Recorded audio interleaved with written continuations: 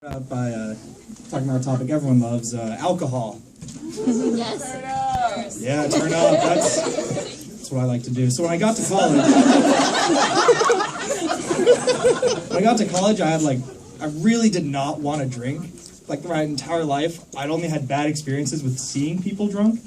Like when I was in 10th grade, we had these neighbors, and they were just the worst people. They were dumb, and they were just loud, and they were attractive, and they were just like super buff, and they also were like sort of dating my sister. So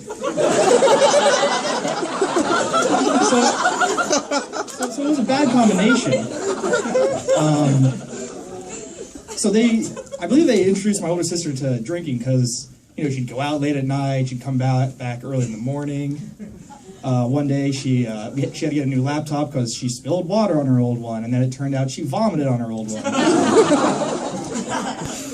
But these guys were just the worst people, and they're the worst drunks because one night they got really drunk, they went to our backyard naked, jumping on a trampoline, and as a somewhat chubby, very inadequate middle school, a high schooler, I really didn't want to see these buff bronze guys jumping up and down on a trampoline being like, you could be this, but you're not.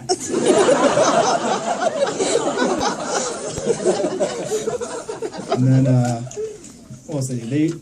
The one time that really messed with me was I walked out in the backyard and they had been drinking the night before, and I turn around and on the wall there's just this lovely, just really full-bodied shit. So they shit on the back of our wall, and that wall went up to my room, so they shit right behind my bed.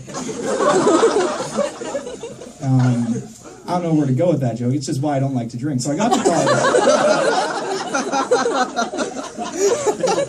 college and I was like, I'm not going to drink. I don't want to drink. I don't need a drink to make friends. This is the first semester of freshman year. I didn't have many friends. So I spent a lot of Friday nights, in my dorm, sitting around, trying to be like, is my roommate asleep? Would he notice if I just grabbed a couple tissues? For crying, not for masturbating. I wanted him in the room and looking at me for that. So I was kind of an uncool kid beginning of college, and I think my parents knew that, because I'd go home and they'd start giving me tips like, Tyler, you need to start drinking. And it's weird when your parents think that you're not cool, and then they're also cooler than you. Because they told me about their past, and they're like, my dad, president of his fraternity, and my mom dated the football guy. They're all super cool people.